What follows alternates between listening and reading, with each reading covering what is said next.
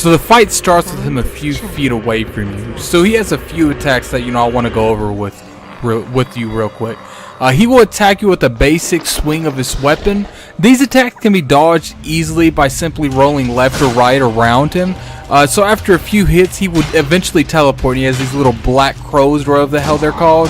They'll be around him and they'll keep going around. He'll just disappear entirely. Now I do want you to be aware of he can teleport neither beside you or across the map. So keep that in mind during the fight. Almost everything in this fight can poison you.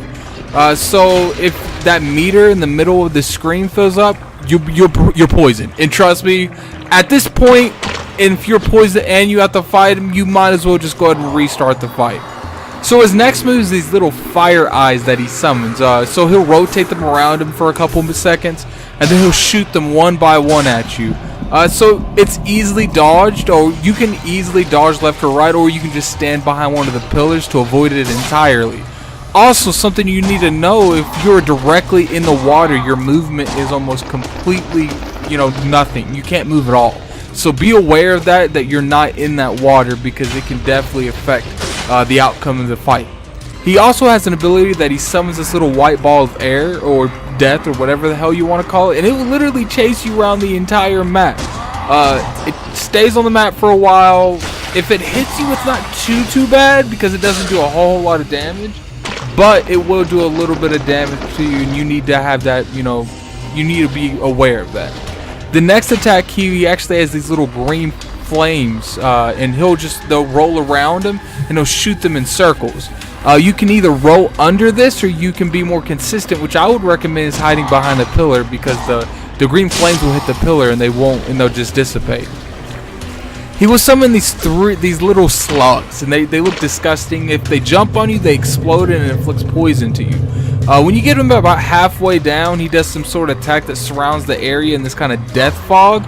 And if you're in the death fog, you build up this death meter, and if the meter gets built up all the way, you guessed it, you die. The last attack he'll do is about 20% of his health. He'll summon these ads, these little shaman things, whatever the hell, and they'll actually start to do some kind of ritual. And they'll actually fill a death meter themselves. So I assume that all four of them, it's 4 times as fast. But if you kill 3, it keeps halving the amount it takes this meter to fill. So keep that in mind. Kill 1, it weakens a little bit. 2, 3, 4 will kill it entirely. Good thing is they're extremely weak and they die from a hit. Now here we go with the fight. First thing you want to do is you want to stay on him. You want to be consistently dodging around his attacks. His attacks are pretty easy to counter, and after a couple hits, what he'll do is he'll do that little black move and he'll start teleporting.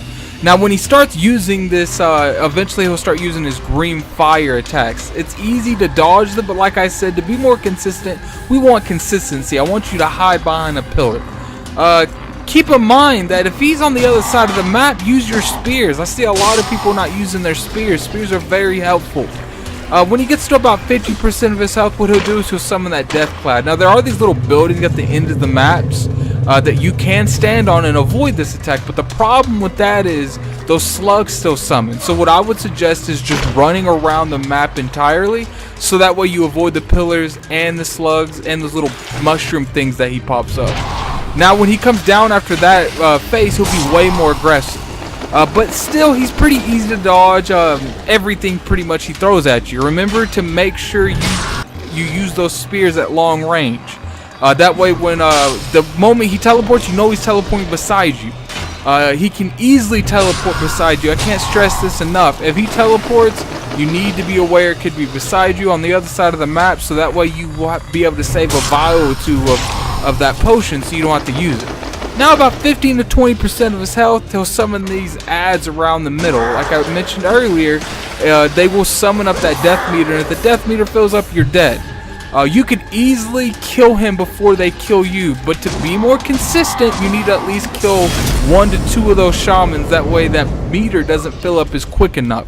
And there you have it. As long as you do that, stay out of the water, stay avoiding getting poisoned, and use your shield if you have to.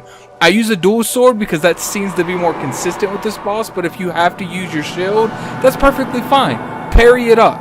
And you should be able to beat him pretty easy. It's not a relatively hard boss, and if if this helped you, smack that like button, share it. Definitely check the playlist. I'm gonna have all the sins and a guide how to beat them all. This is Gaming Addict. I'm out of here. Peace.